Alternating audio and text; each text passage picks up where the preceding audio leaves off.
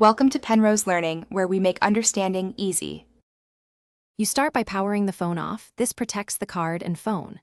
Once done, remove any case and the micro SD. Make sure the SIM slot area is clean.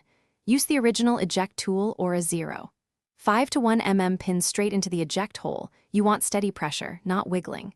If the tray pops partly, stop. Do not pull hard. Why?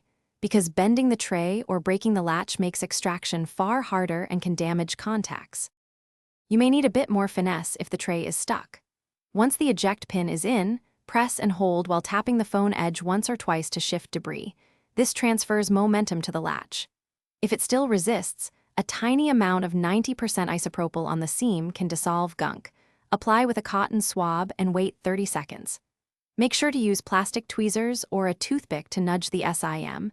Metal tools can short pins or bend the tray. When the tray finally moves, steady your grip. Wrap small pliers or tweezers with tape to avoid scratching and pull straight out, slow and constant.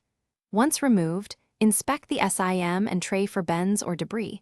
Replace a damaged tray immediately. If the SIM shattered or remains inside the phone, stop and consult a repair shop. Continued DIY risks motherboard damage. After reinstalling a good SIM, power on and verify signal and carrier settings to confirm successful recovery. Thanks for watching. If this was helpful, leave a like and consider subscribing. See you next time.